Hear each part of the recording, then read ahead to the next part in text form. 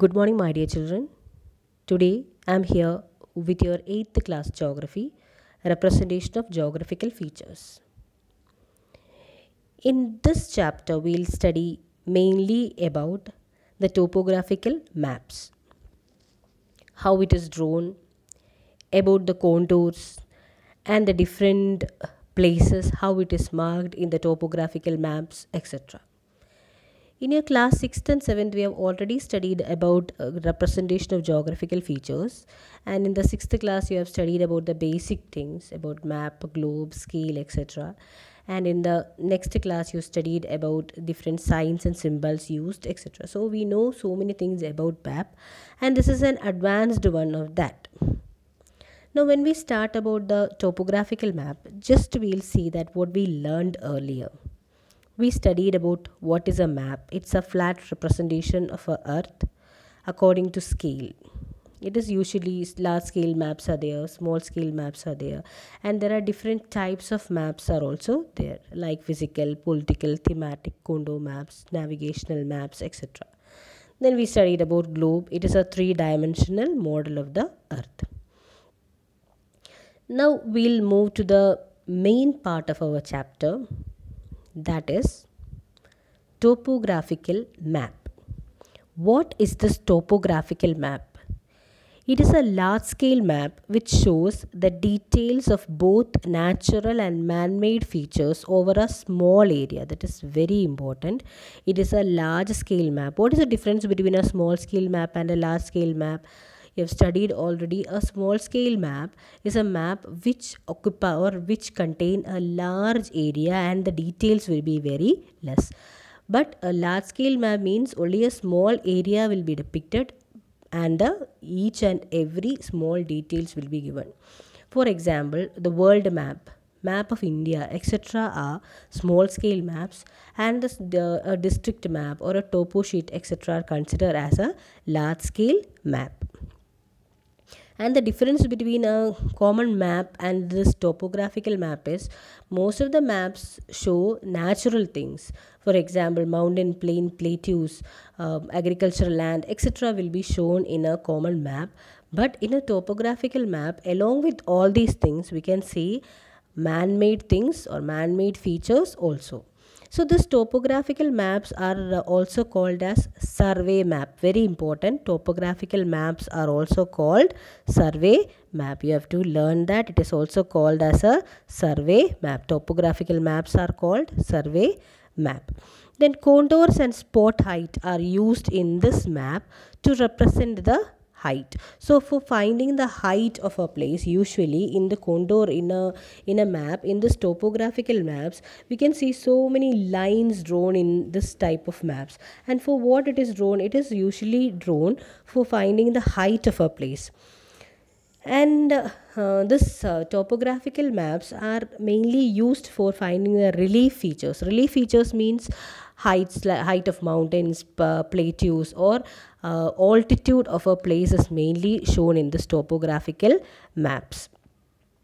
And this is represented in three ways. Usually the most common way is hutchering, hills shading, and contouring. These three methods are usually used for showing the height of a place, slope of a place, etc. So these three are called hutchering, hill shading, and the third one is called the contouring. We are going to study in detail about this contouring. Now we'll move to the next part. This is a topographical map. You can see so many lines, brown color drawn here.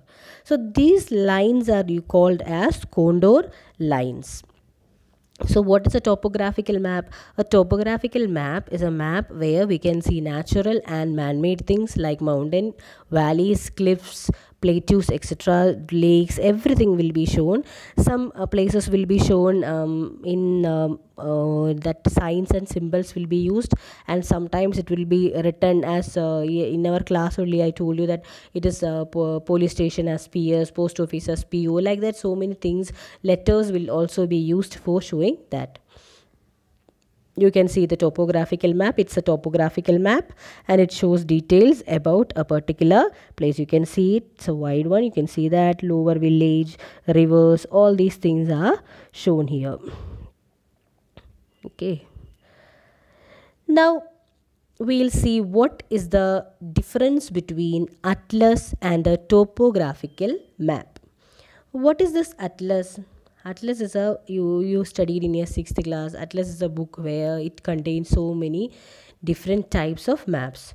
An atlas map shows landmark and major built features such as roads, cities, mountain, lakes, etc. and it gives us information.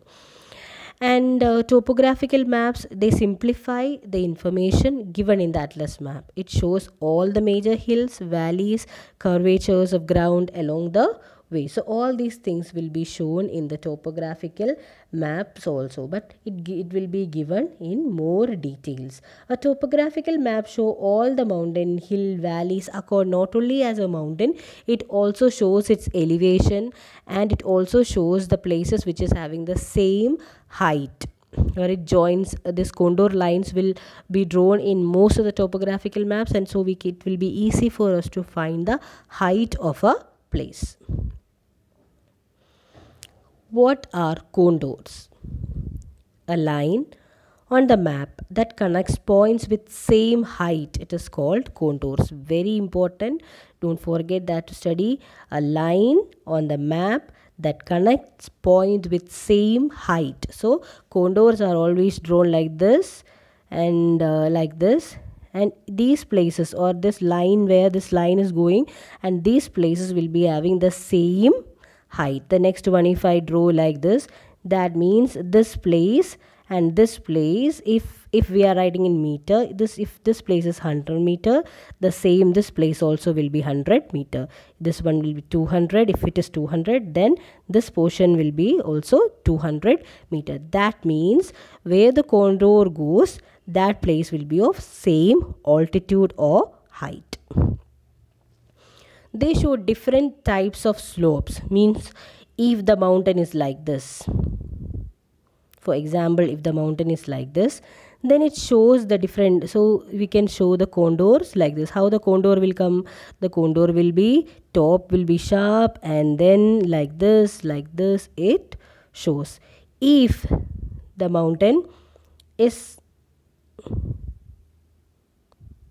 like this, or here it is steep and here it is slanting, then how the contour comes? The contour here, it will be like this, and then here, and where it joins will be almost same. Okay, so it's not that much clear, but still when I show the next pictures, you will understand that more. They show different types of slopes. Altitudinal spacing between successive contour line is called contour interval. That means after one contour, the space, this is called contour interval. You can see the space here, it's contour intervals. The space which is given between. This one which is given in dark color, we can see that here it is written 700, and then after that it is written 800, and this type of shaded place means where it is shaded darkly, it is called as the index contour. Index contour will be drawn after one index window. Index contour will be there. After leaving 5 contours, we can see the next index contour. 5th one will be the next index. Here you can see here one index contour, 2, 3, 4, and 1, 2, 3, 4, and the 5th one is again index contour, here 800. So it is said that its difference will be how many meters? It will be 20 meters. So 20 will be the interval from one one contour to the other contour, and after one index contour, after the 5th index contour, it will be the index contour. You can see it here 700, then 20 here, 20 here, 20 here, 20. That means after that 800, when it reaches here again we can see the index contour. And why we use this type of index contour? Index contour is used for avoiding the confusion. Means if we are counting so many contours are there, it will be confusing. So they'll give after 5 index contour will be there. So if we want to calculate more contour lines, then we can calculate it this index contours only for finding the height or finding the distance. The next one is altitudinal spacing between successive contour line is called contour interval. Contour interval is usually how many meters? I told you earlier it is 20 meters. Every fifth contour, which is multiple of 100, is called an index contour. So every contour line will be there. If here we can see here 700, then after that 100 interval will be there. In between 20 meters will be there, and this to this one 20 meter. Then here to here it is 20 meter, then 20 meter, 20 meter, 20 meter. So here when we reach the next 100 meter, then here in between there will be 4, and the fifth one will be the next index contour. Think you understood that? And why it is made like that also I think you understand, because it is for avoiding the confusion. Now, highlights of contour line. Value of contour line indicates altitude of features. Space between the contour indicate the nature of slope. So, value indicate the altitude or height of a feature, and the space indicate the nature. Is it a gentle slope or a steep slope, etc. will be decided by the space between the contour. If the height is increasing fast, then we can see a steep contour, or we can see not a gentle one, it will be a steep contour, or the contour lines will be very near or close. And if it is a steep slope, then we can see it will be drawn far, and if it is steep one, it is drawn near, and the gentle one, it will be drawn far. So once again, if the contour lines are, or if the mountains are of steep slope, the contour lines will be nearby or it will be closer, and if the slopes are gentle, then it will be far. Pattern formed by the contour indicates relief features. The height of a point lying between two contours is more than the lower contour but lesser than the contour above it. So, the height of a point lying between two contours, if it is coming between two contours, then the between two contour is more than the lower contour and but less than the contour above it. So if the height of two contour, for example, I'll show it here. This will be 200 meter, and here it will be how many meters? It will be 300 meters, and if the point is between, then it will be more than the below contour. Height will be more than the below contour, but it will not exceed the above contour. So it comes between 200 meter and 300 meter. Now, features of contour. To contour line representing different elevations, many converge and touch, but they do not intersect each other. They converge or they come closer, or they'll be like come closer nearby, but they'll never intersect or they'll not cross. Contours that are closely spaced indicate steep slopes. If the contours are close, that means the height is increasing very fast. Contours spaced apart indicate gentle slope. If the contours are far, that means it is that mountain or that place is of gentle slope. Converging of contour indicate a cliff. Contour are not made to pass through permanent structure like building. So contour lines will not be made in those areas where the permanent settlements or houses are there. So here in the next part of our video, we'll study about each and every place, means mountain, how contours are drawn in a mountain, in a plateau, in a place, in a plain, in a cliff region, etc. So we'll go in detail in that part. Now you just understand these are the main features of the contour. Now the contour interval and contour spacing. Contour interval, this contour interval is also called as CI. It indicates the difference of height between two consecutive contours. For example, if one thick contour shows the height is 200, the next thin line will be 220, and the next one is 240, then 260, 280, and after that the next one will be 300, and that 300 line will be the marked very thickly. It is a index contour. Now the next one is vertical interval. It is the vertical distance between any two contour line. It is the vertical difference in elevation between 2 points on the contour line. You can see it here. Here vertical lines are there, vertical contour lines. 200, 240, 200, 220, 240, 260, like that.